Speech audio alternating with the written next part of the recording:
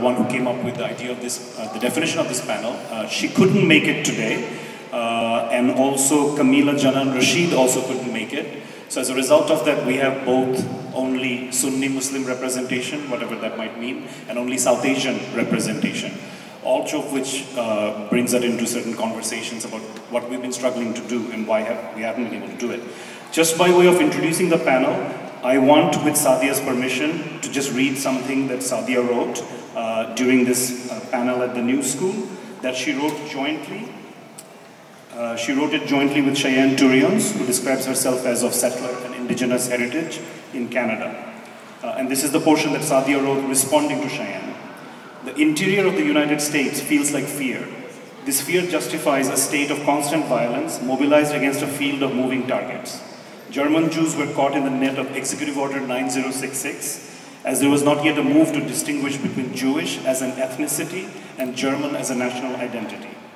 I am alarmed by the way in which discourse around the 7 nations travel ban marks the state's racialization of a religious group that was not previously self-articulated as an ethnicity or race. When did Muslim become a racialized category?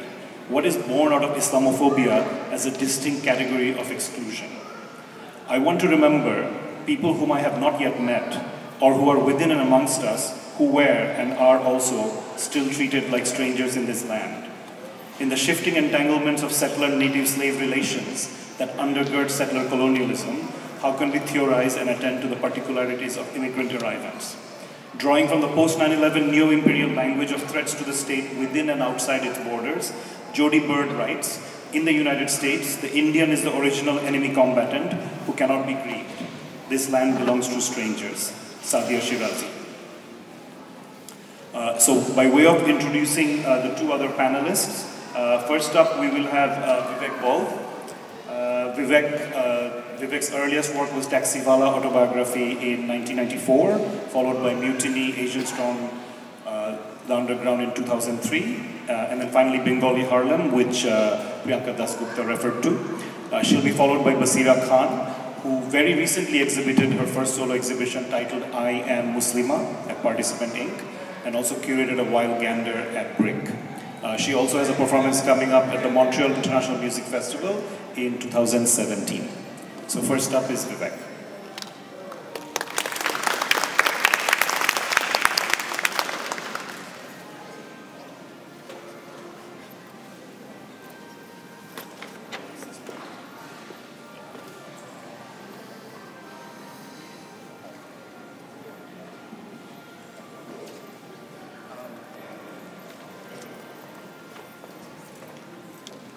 Thank you. It's okay. All right. Thank you, Naeem. Thank you, of course, to Jayshree for willing this to happen.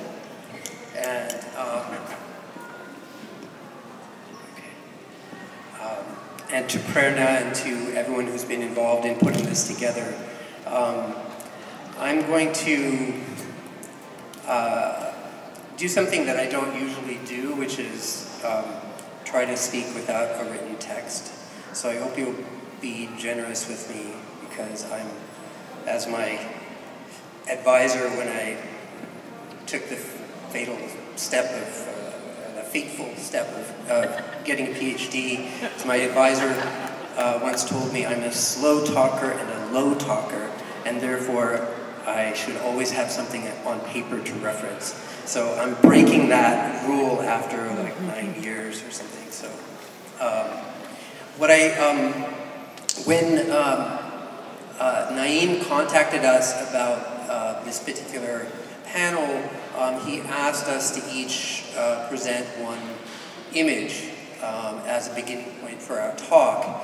And I'm going to do a little bit of a bait and switch, in the sense that the image that came to mind for me, in terms of the work that I'm currently doing, the research that I'm currently doing, is the image that you see here of a cigarette advertisement from the late 19th century in the United States for Mogul cigarettes.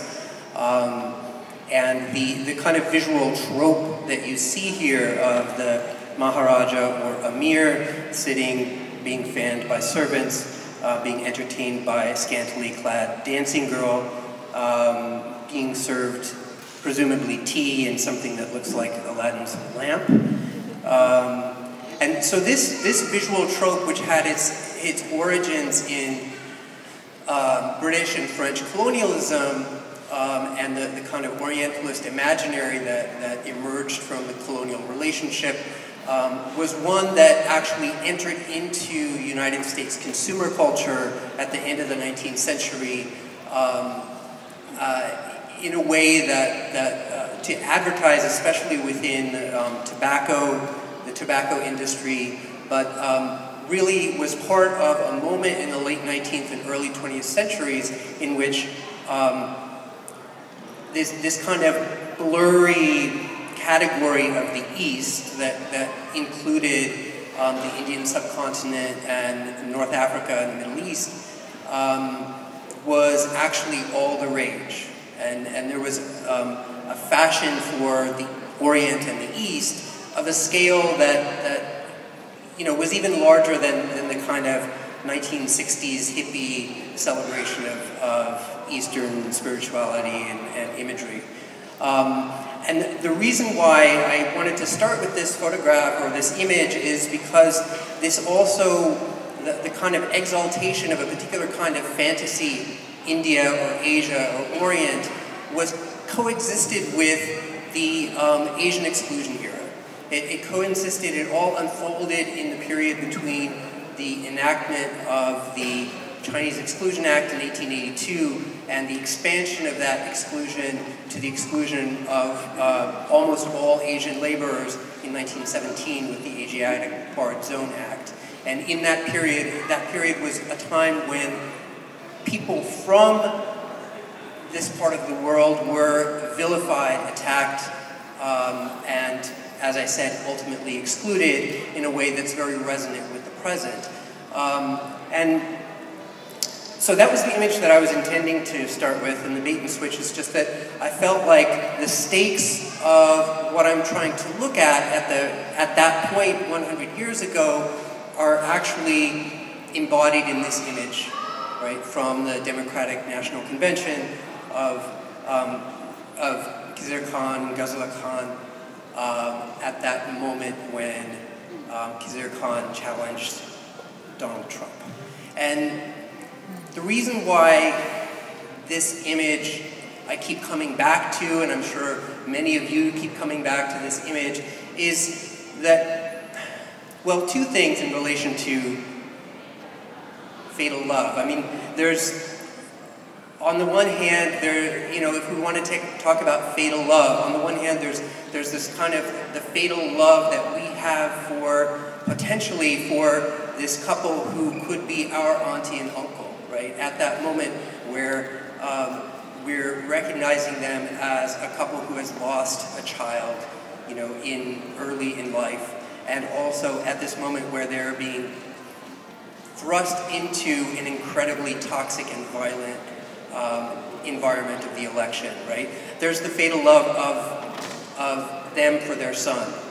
And then, of course, there's the fatal love of their son for the U.S. nation, right? That ends in his death, right? And aside from that, what is resonant about this image that, in my mind, connects it to and illustrates the stakes of a kind of dual racialization of South Asians and Muslims in the United States that dates back over a century is that if you were like me at this moment, you had this momentary feeling of exhilaration that there was someone who looked like could be an uncle, a member of our community, challenging the racism and violence of Donald Trump on live national television.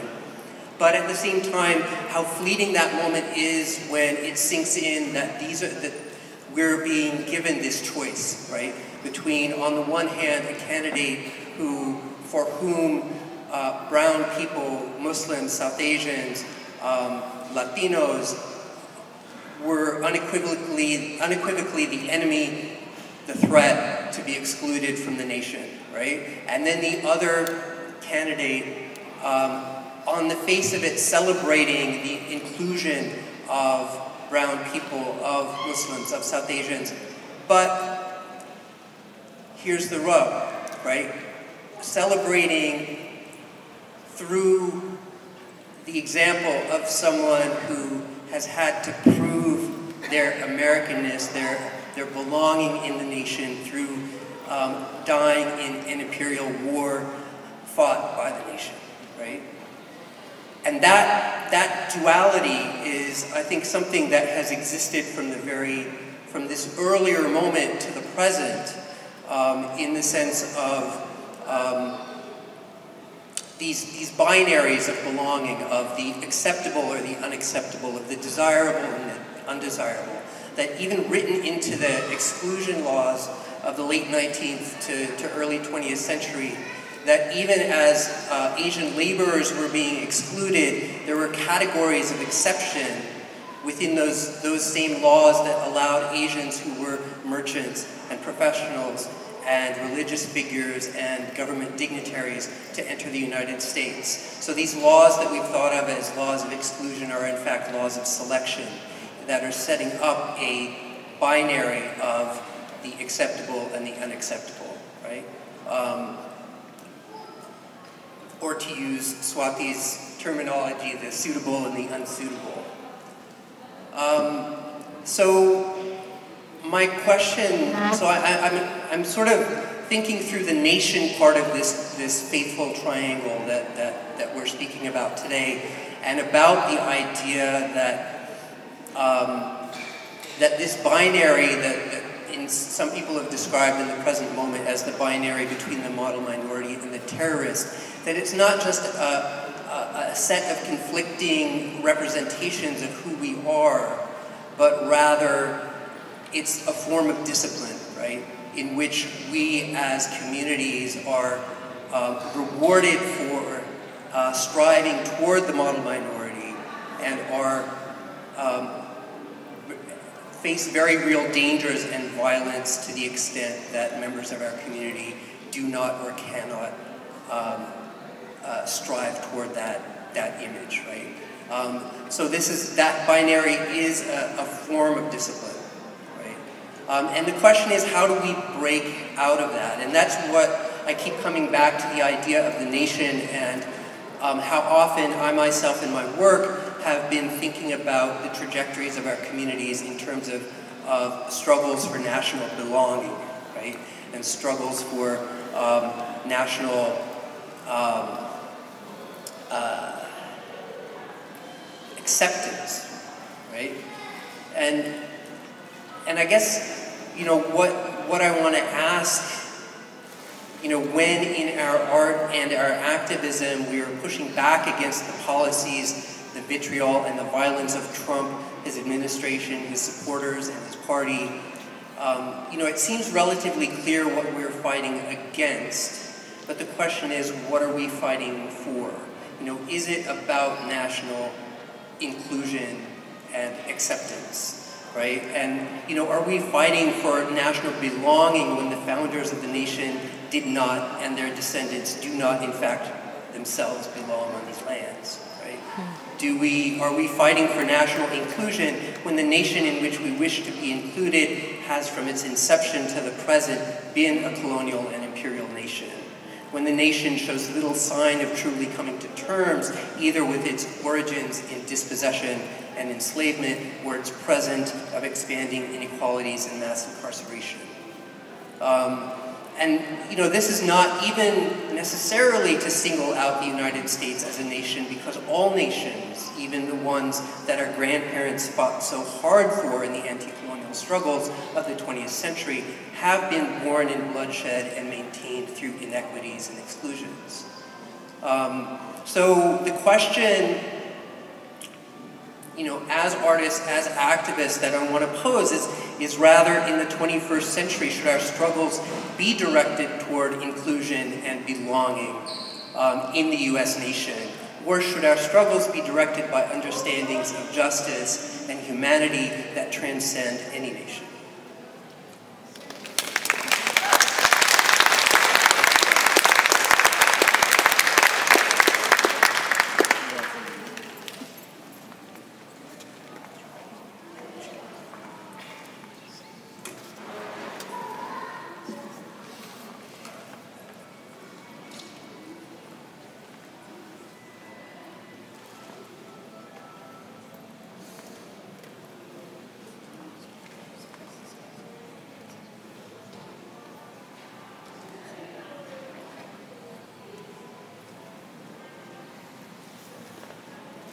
Hello. How many of you guys saw my performance yesterday?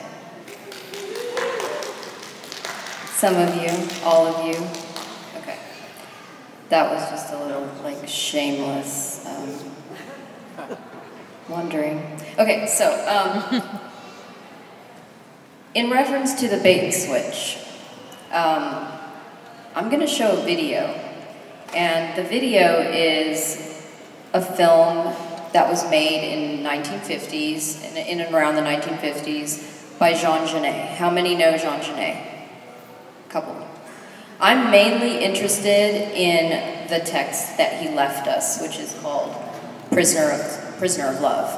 It's not really like a, what do you call those books? A memoir. It's not really a memoir. He's actually very critical of a memoir. It's mainly like the accounts 10 years after two specific experiences that he had as a journalist. So Jean Genet, he is a troubled figure. He's a thief. He's an outcast. He's alienated by his choice of who he wants to be, okay? And that's kind of why I became interested in him, because I grew up in like a small town without all you cool people around me. And so I was always trying to like cherry pick my way into having a community. So when I learned about Jean Genet, I was like, this is super dope because it speaks to me. But with The Prisoner of Love, which I recommend everyone to read, he was basically asked by his publishers to do work because it had been about 10 years since he'd written or made any kind of films or anything like that. And he was asked to go and do like a 3-day world tour in Jordan in the refugee camps of Palestine. And at that time, you know, we had like mainly French photographers going to all these different like crisis zones all over the world, photographing people and then coming back and then posting them all over Western magazines and newspapers. So what Jean Genet did was he goes to Jordan, he becomes essentially as closely as he can a member of the PLO. And he did that through what I like to consider a medium of mine, through self-censorship. And so I basically have learned through my own personal experiences living in Denton, Texas, and just being a person who is now essentially a terrorist, let's be honest. I basically learned that self-censorship is a really interesting tool to like basically take up space and do whatever I want. So I basically started off painting and doing sociology, and now, as you all know, I'm like doing performances and like doing whatever I want. Like sometimes I'll do sculpture, sometimes I'll do performance, sometimes I'll do printmaking. So I'm basically just trying to take up as much space as I can, because that's my political form. Let's see, what do I have written down here? Oh, also, it's hard for me to stick to a plan that I make for myself when I'm meeting with people, because so much of like being here influences you. And I just wanted to say about the Orlando shootings, that thing that happened to me the day before, where I turned on the television and I'm watching Muhammad Ali's funeral.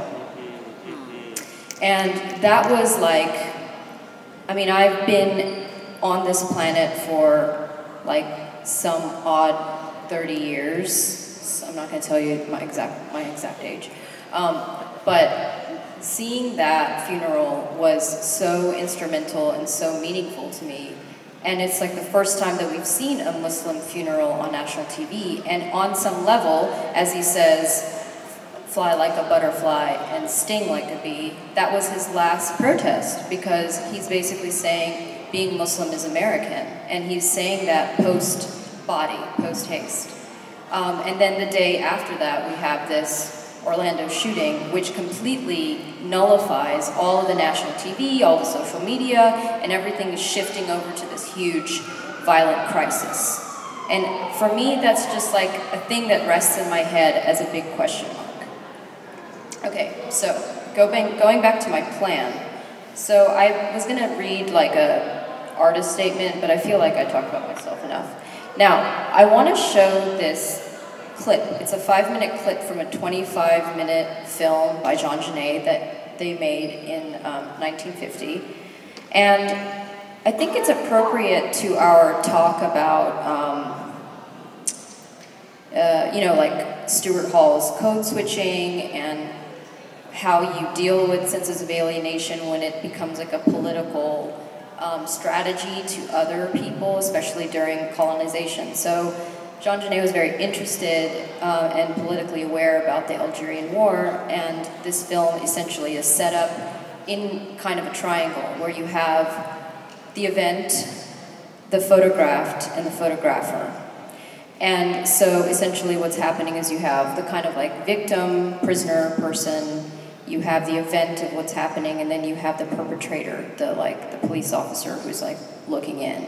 So I clipped 5 minutes together along with, and rearranged the music, because that's something that I felt like I needed to do. And I wanted to share that with you, and then maybe we could address some of the more nuances of it during our open discussion. Sound good? Okay.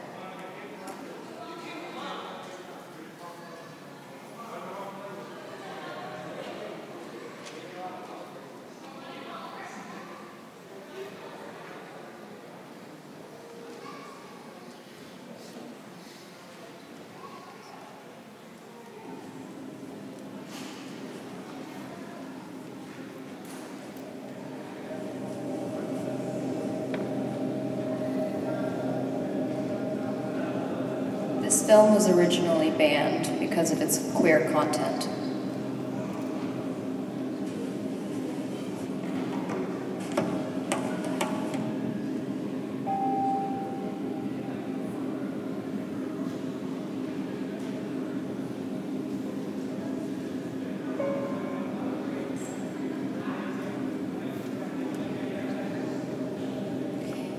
And the film, I don't know if I mentioned the title, Un Chant d'amour, which translates A Song for Love.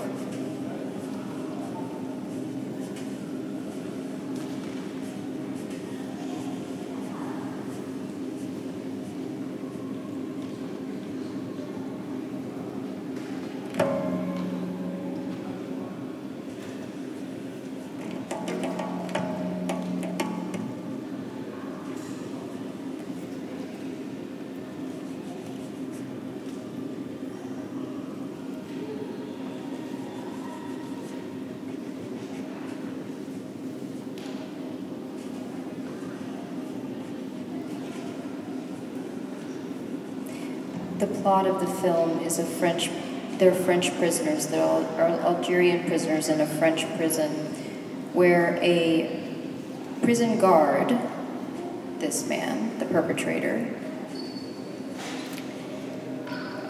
he is very pleased and has erotic tendencies by observing their captivity.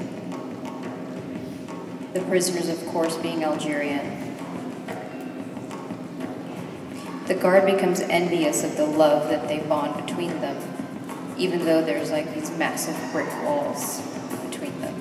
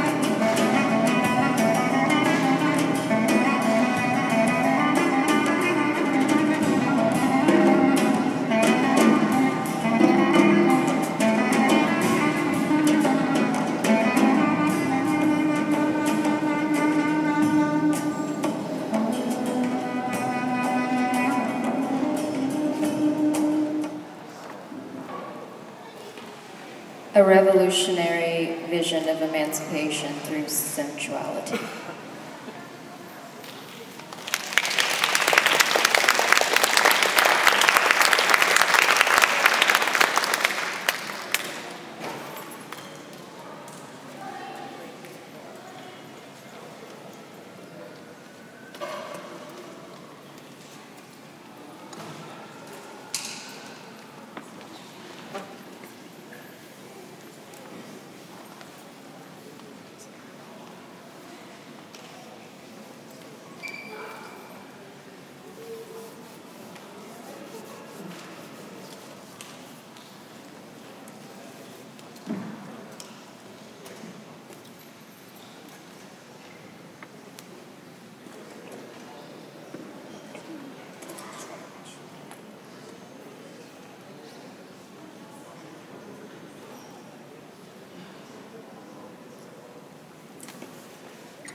So I'm going to talk about this image for 8 minutes or less.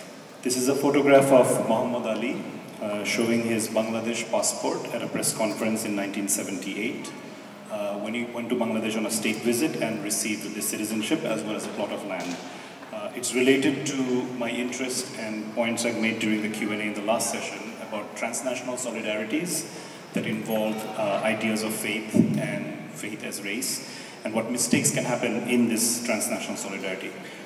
This photograph is from the press conference, but there's a film about Muhammad Ali's trip called Muhammad Ali Goes East, and there's a little description of the dialogue from that film. So the official says to Ali, "Here is a passport for you." Ali, "So I'm a citizen of Bangladesh." "Yes, that's right." "Can I use this all over the world?" "Yes, you can." And Ali says, "Thank you so much. Now if they kick me out of America, I have another home. Thank you." I wish the camera would pull back so we could see the Bangla official's startled facial expressions. Ali was positioning his new citizenship as an antidote to his relationship with the United States, fraught especially following his refusal to fight in Vietnam. But the exchange was taking place in a country whose geopolitical tilt by 1978 had shifted away from the USSR, drawing closer to American influence. Perhaps Ali did not properly understand the new reality of the region he was visiting, fixed instead on a dream of solidarity between Black Americans and the Muslim Third World. Here, Ali aligned himself with a force outside and against the United States. While Ali uses the term black, he gestures at Pakistan and visits Bangladesh. In his terminology, in this moment, black is an isomorphism for Muslim and Third World. Around the same time, Black Britain came to represent the allied movements of Asian and Black migrants against a common opponent of British racism and classism. Ali indicated what was, at least for a limited historical moment, an even more expansive possibility, resonant with Sohail Dolodzai's idea in Black Star Crescent Moon, of many to many, the Black experience as entry point into the Muslim experience, and vice versa. But Ali's tableau was playing out in Bangladesh of 1978, a time when the country was struggling between a socialist and secular identity and a Muslim identity. Current politics shows that the Muslim identity prevailed, not necessarily everybody's wish. And here was Ali on a state visit, actually lending support to what some would have considered a retrograde conservative mission to take the country into an identity that it had broken from Pakistan to end. At the same time, when I talk about Ali, especially in the context of the funeral that was just discussed, it's difficult to be critical of him. Because how can you talk about Ali's mistakes when there's so much else he gave? So I always want to honor the Ali who helped dismantle the color line, opposed the destructive game of Third World as chessboard, and gave a generation of African Americans the strength to resist and fight back. But I also want to begin to understand the global and domestic forces that produced his moments of misrecognition, including his visit to Muslim Bangladesh and his embrace of his Bangladeshi passport. His inability to discern authoritarian rule in some of the countries he visited, and his misunderstanding later of the Afghan war as simply the invasion of a Muslim country, vanishing other possibilities the Afghan people held within themselves. In Ali's language, the Afghan invasion turned Afghanistan into only a Muslim nation. No other identity remained. Ali's final years carry both the scars of sacrificing his body to the sweet science and the loneliness of an African American living on after revolutionary possibilities had again been stolen from his people.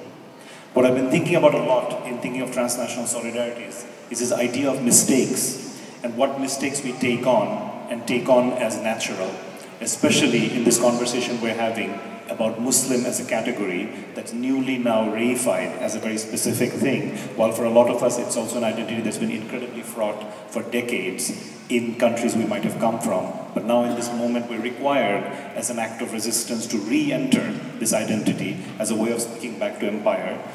We all want to speak back to empire, but it's a move that's very uncomfortable for many of us, and I hope we can discuss that during the Q&A. Now I invite Vivek and Basira to come back up. And since we're a relatively small panel, we would love to have it be more of an open discussion rather than questions directed at us. So it can be anybody talking about anything related to this category. While Basira and Vivek are sitting, there's one thing I just want to quickly say. This is from a conversation I was having with Sadia Shirazi over the last couple of months. And this was a conversation we said again and again. It was, what is the logic behind a quote-unquote Muslim panel at a South Asia Diaspora conference? What is the logic for this, and why can't a panel be articulated that is in dialogue with non-Muslims as well? We are thinking through this particularly in the way the question of Muslim is simultaneously sidelined and also privileged within the South Asian diaspora. The question is whether a separatist structure is what we want, in the same vein as exclusively black panels are both welcome and problematic simultaneously, depending on how they relate to conferences, art exhibitions, programming, etc. So that's a provocation and invitation to think about that question further.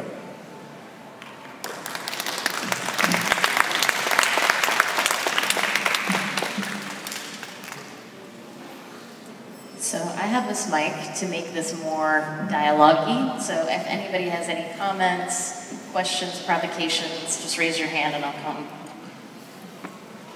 Hi. First of all, thank you guys for such an incredible discussion. The thing that kept coming to mind as all three of you were speaking was this bizarre cognitive dissonance in the nationlessness of class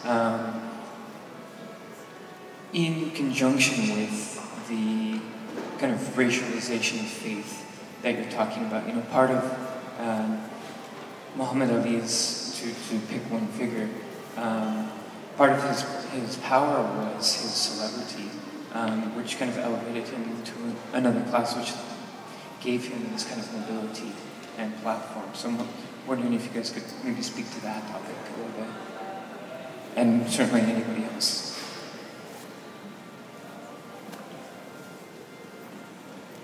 I think there's one word you were saying that we couldn't fully hear. You said nationlessness of class? Correct, yes.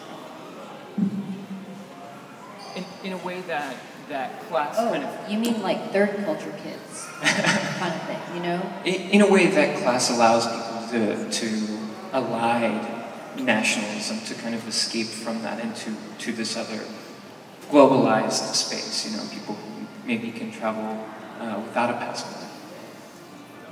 Well, one thing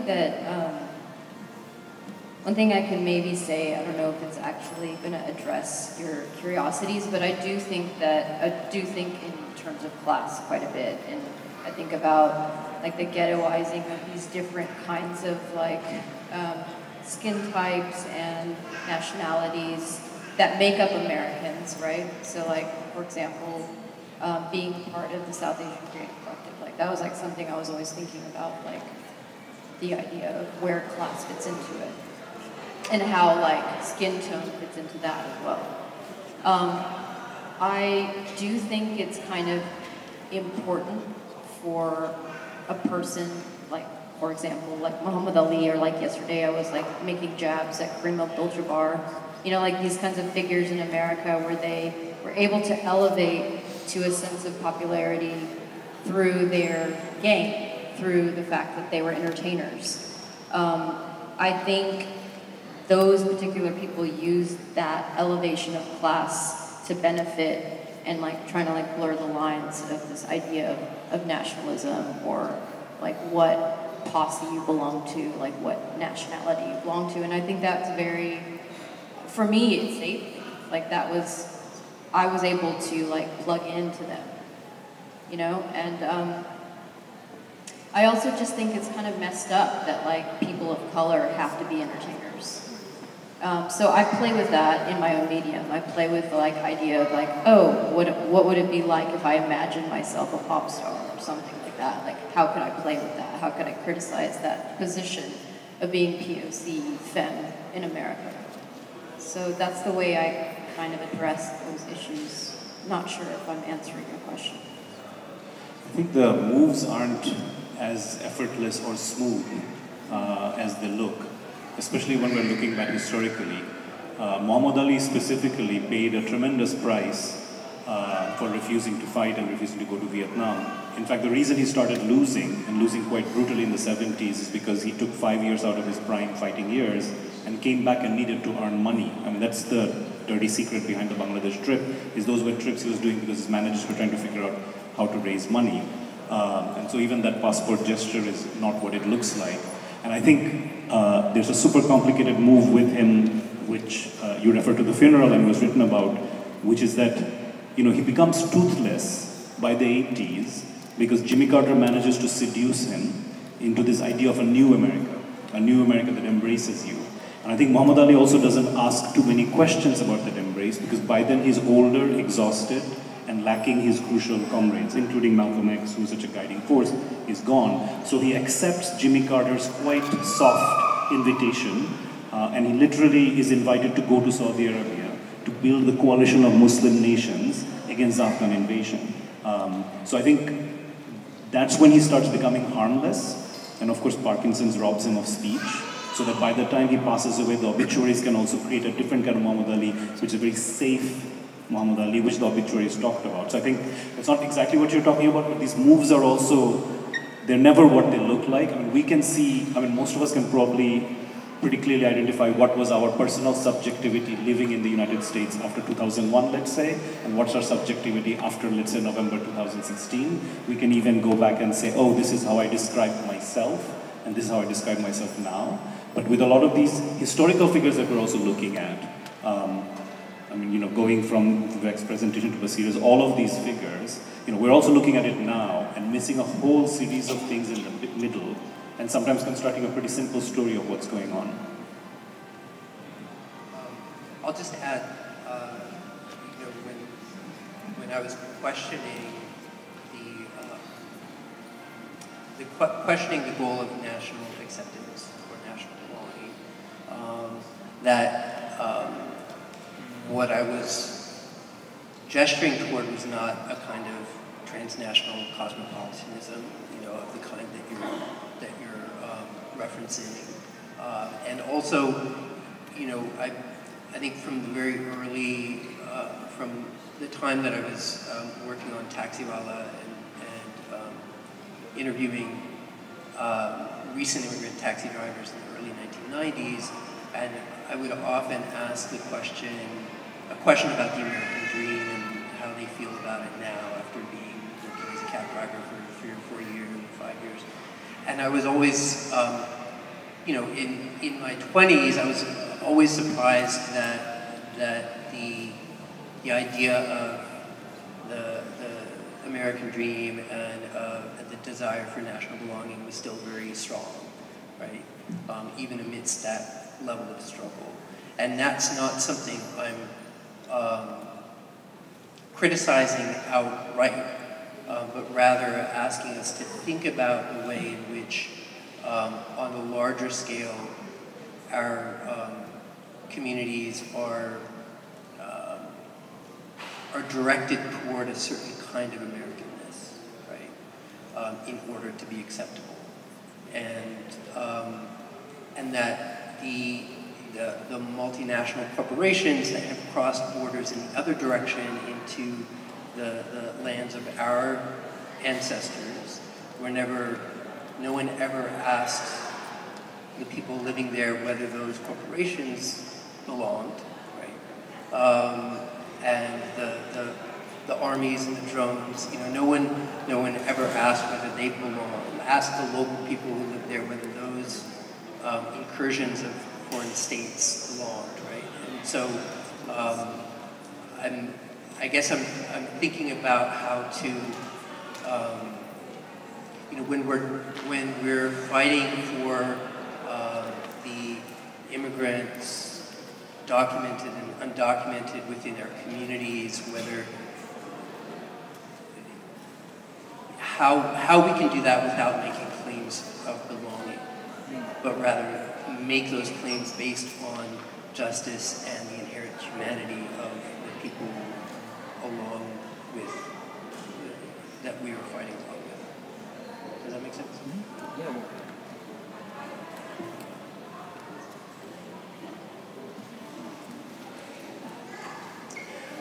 I'll try not to ramble. This is a particularly interesting place to interject this comment. Hold the mic closer. Because of the way Muhammad Ali has come up in two presentations here.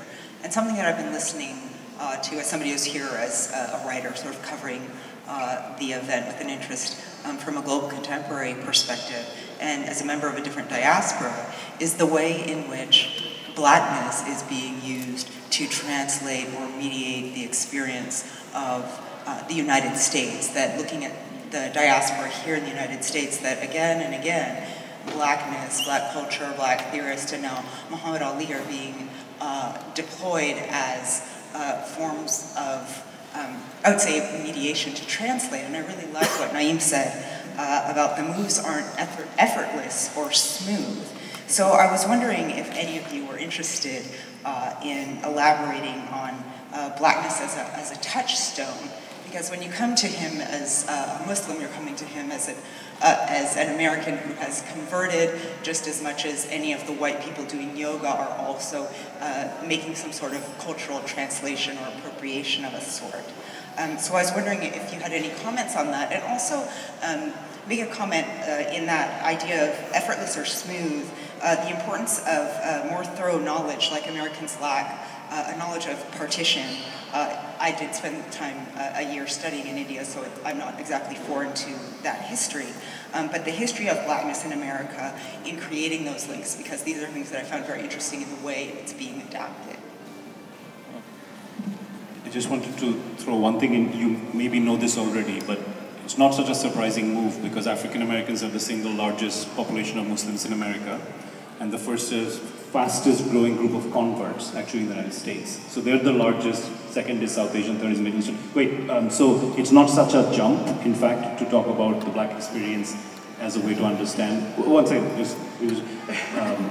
I'm just saying, and then post-2001, I've known a community where it was a very specific political move to foreground the Black experience within the Muslim experience, because very explicitly and clearly after 9/11 we saw that there was a way that African Americans were being written out of the conversation about what it means to be Muslim in America, both by Muslim communities, which was happening already historically, but also by the state, because it was necessary after 9/11 to create a conversation of loyalty, and loyalty required that new immigrants were the problem ones and not long-standing Americans. So when African Americans get inserted into that conversation, it collapses. And so I know that I was part of a community since 2001 that very explicitly were always talking about the African American experience as a way to already blur the boundaries of what it meant to be Muslim in America.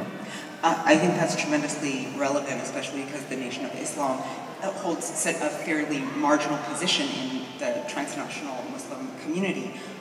I can't say that I'm really objecting to that use specifically because he's, in my own research on the African diaspora, quite important right now as a figure, that as an historical figure, he's a very interesting person to think about.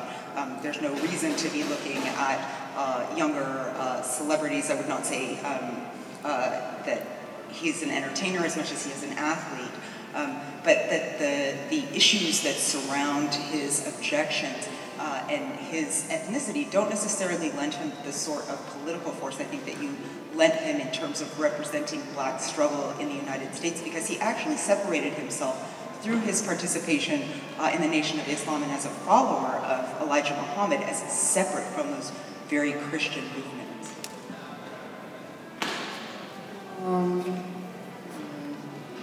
Okay.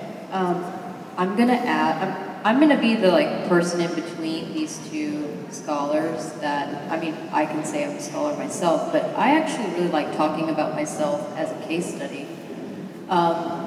I grew up, as I told you before, Denton, Texas. Very much a part of the Bible Belt. One of my closest friends when I was in the first grade was the person that I walked down the street at the Emily Fowler Public Library. She was the daughter of a Ku Klux Klan member, and she became my friend.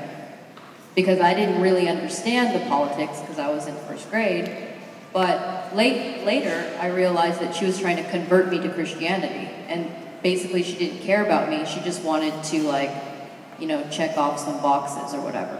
So I'm giving you the background because I grew up in a community where I was really the only person of color other than the, like, maybe like a small group of Mexican students at my public school.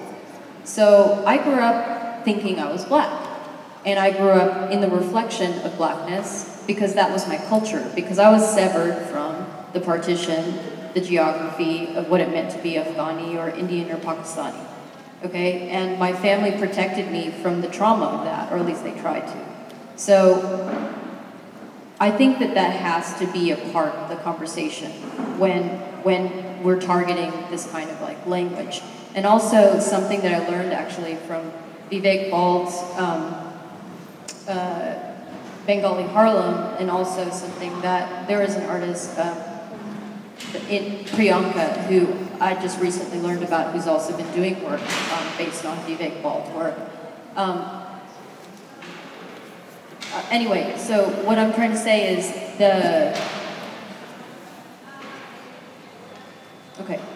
So what I'm trying to say is also the idea of the South Asian kind of like body of people being kind of like taken by British boats from the South Asian region, brought into the Caribbean, and then into like the larger North American territory. I mean, we were also like brought over for the purposes of labor and being utilized, our bodies being utilized.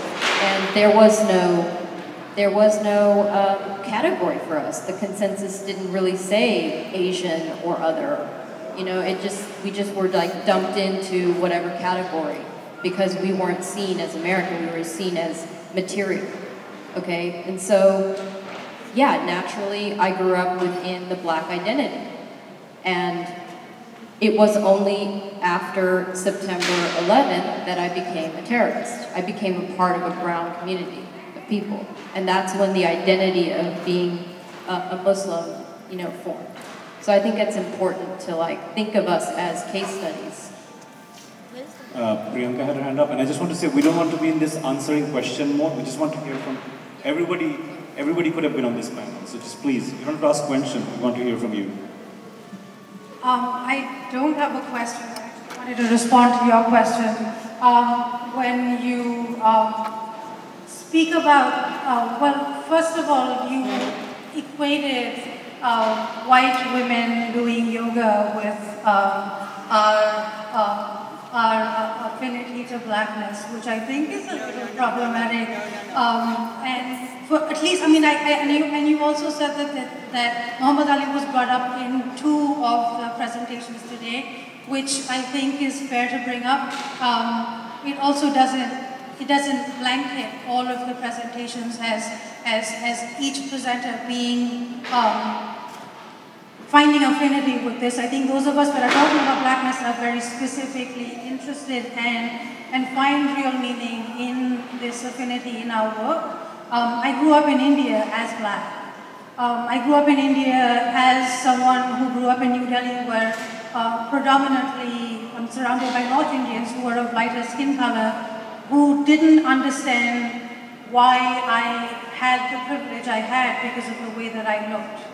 And I had to grapple with being a South Indian, growing up in North India, looking the way that I did, being proud of the way that I did. I didn't straighten my hair, I didn't lighten my skin. I refused to play into those tropes. And I was proud of my blackness. I lived as black. My grandfather, who was one of the first sculptors to study at the Royal Academy in London, was called Negro every single day of the time that he was at the Royal Academy. So for some of us, this blackness is real. It is us. It's not something that we as South Asians talk about a lot, but that doesn't make it any less real or less. I'm actually not challenging at all. I actually find it theoretically fascinating because there's a very close relationship, and it's happening intellectually across Du Bois and Fanon, across a number of levels, that I don't find it at all problematic. I don't find it at all problematic, not even in the slightest bit. I think it's actually crucial, and not just in the presentations that we've heard today, but on the keynote, the introduction to the keynote panel, through a number of artist practices, the relationships that they have with other communities, that I think that this is a relationship that is something as a listener who sees themselves as outside in many ways, particularly interesting because it is reverberating again and again, not through all presentations, but through so many, that delving even deeper intellectually and historically into maybe the similarities or affinities or more familiarity with the history of blackness in America could be extremely productive. Jayshree, you want to make a quick comment and then Rabina?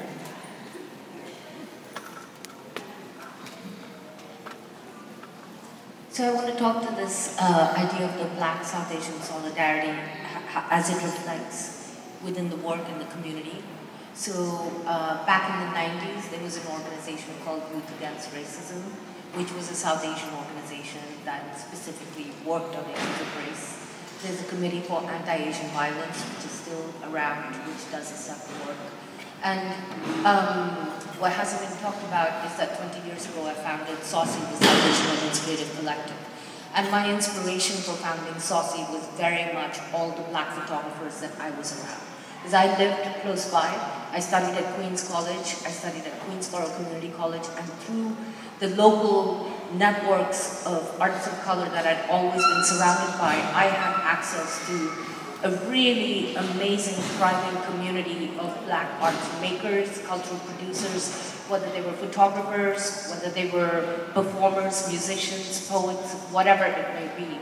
And one of the poets, Suhair Hamad, who is Palestinian, her first book of poetry is called Born Palestinian, Born Black. So you have to understand the entire history of organizing, arts organizing within that I have done for 20 years has centered itself and aligned itself with blackness and in opposition to white supremacist patriarchy. That's been kind of a fundamental, crucial thrust of a lot of the work that we do here.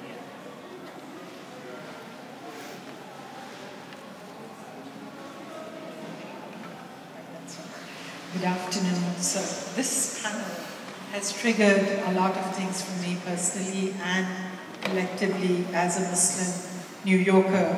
One of the things that I was reminded by was the words of an African American imam soon after 9/11 when he was interviewed and asked what does it feel like to be a Muslim in post 9/11 America.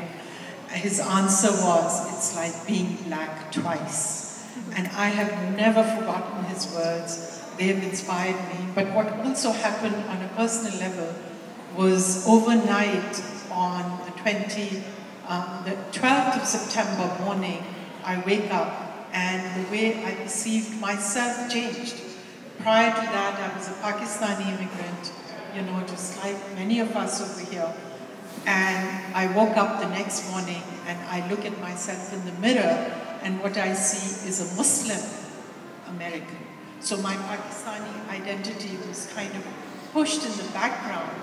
And I'm also a social worker and a therapist, and I began to question that. And I feel like, and then I was talking to an African American colleague, and I said, this is what has happened to me. And you know, I grew up not wearing my religion on my sleeve. You know, I grew up in Pakistan. Things were very, very different over there than they are now. And so for me, it was not a comfortable place to be in, that I have to publicly own my Muslim identity. And so I was talking to an African American colleague and was sharing this with her, and she said, that's really strange, because when somebody asks me, I think of my blackness first, right? I'm an African American. And you think of yourself as a Muslim American? And I paused and I said, you know, whatever part of our identity is under attack, naturally we kind of jump out to protect that part of our identity. Whether we consider ourselves secular or traditional Muslims or whatever. And since the 12th of September 2011, I find a lot of us playing that role, whether we wanted it or not, that we have to stand up for our Muslim community, we have to work together, many that we disagree with, and yet we constantly find ourselves explaining. We have to step up as Muslim leaders to condemn every act of terrorism, no matter which part of the world it takes place, and constantly having to explain Islam. And just the last week of Ramadan, this 17-year-old girl was murdered in Virginia. And all of us are fasting, and what is it that we need to do? We need to be at protests and rallies and you know, make common cause. And so I find sometimes facing a lot of condescension on behalf of our white colleagues and activists, and with the approach. And they're all well-meaning people, I know them personally. But it's like, oh, is this what you believe in? Is this what you do? And I am just struggling with this, that how often do we expect a Christian to stand up and condemn an act of violence that is committed by another Christian, right? In London, just a week ago, a young girl who was celebrating her 21st birthday is leaving in a car and acid was thrown by a white guy on her face, and she was induced into a coma with her cousin, right? How many condemnations do we see around the world by non-Muslims?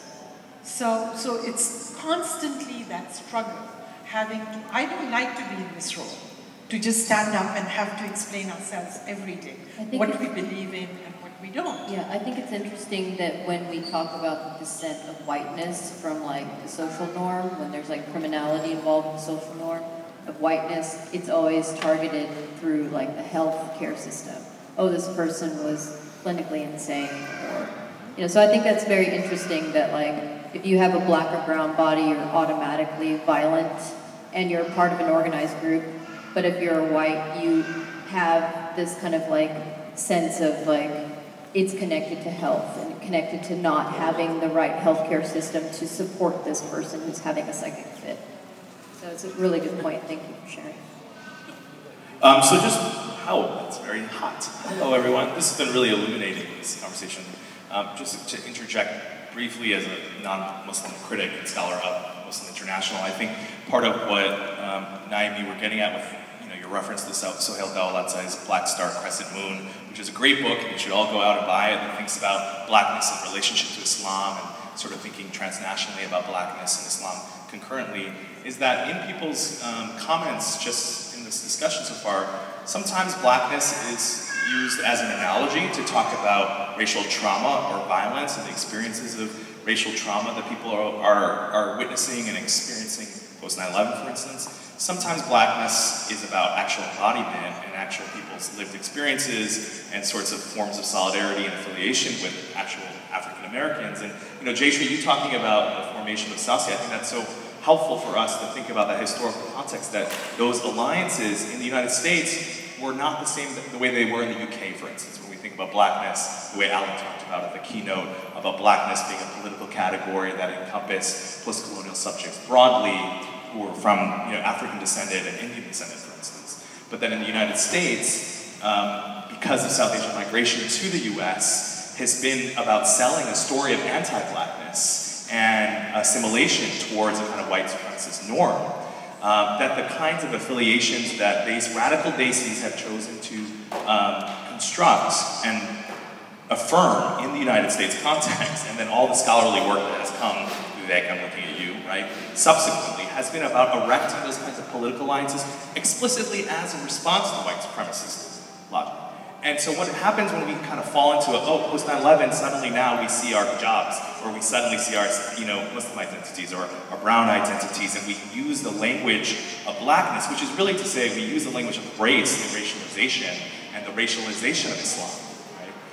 I think it's important to tell that story, that 20 years ago, before 9/11, right, when Desis and black folks and brown people were struggling against police violence and police brutality in the 1990s, right, and all the organizations that existed then, at that moment, before 9/11, that 9/11 gave us a kind of amnesia about the actually hundreds-year-long solidarities and alliances and potential of sort of critical resistance between black and brown people simultaneously. And so I appreciate your initial provocation because, what it got us folks to think about was to interrogate anti-blackness as a problem within South Asian diaspora communities with the recognition that there have been this huge, rich legacy of another way, right?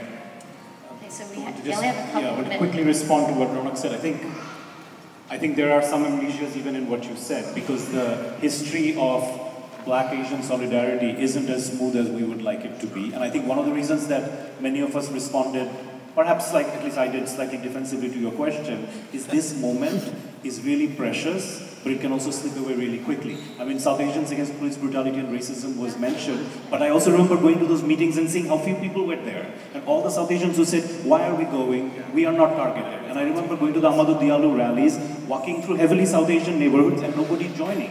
And you can come up with all the arguments that, okay, it's a working class population that's not joining a rally because they're fearful. But the fact was they didn't see Diallo as part of them, right? And maybe Diallo in that moment wasn't part of them. And there were all these moments that those solidarity things didn't work out. And I'm just thinking right now of the British TV series Guerrilla, which talks about the Black British movement and violent splinters within it. And the big debate now in England is why Jazz Mitra is the primary South Asian character, because people are saying, well, there isn't a primary black female character. That's absolutely legitimate. But the fact that there was a moment in British history where there was Black Asian solidarity was very temporary. That's why now it isn't. That's why, so these movements also go away, right? And I think that's why many of us are really, yeah.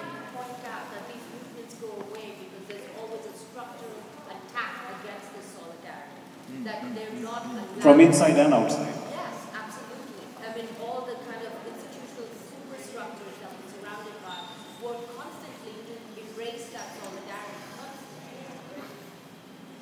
From the redrawing of electoral maps to everything else. If I could, this is partly, what's behind my call to think beyond national belonging and national belonging, because the focus on justice and humanity and self-determination is one that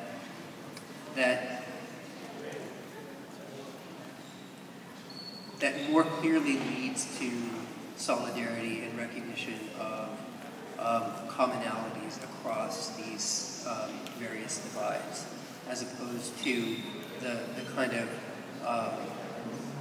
what I described as this disciplinary kind of binary in which there are rewards for enacting a certain kind of belonging that historically for South Asians has been one that has divided us, not just against African Americans and other communities of color here, but also divided us among members of our own communities. Okay, and then I think it's actually going to be the last word, which I run out of time, but I want to thank the panelists for creating an opportunity for discussion, a little bit more dialogue than we've been able to have in the panels before. We're going to have a quick little break as we prepare for the next panel and prepare for the performances, but I urge you to come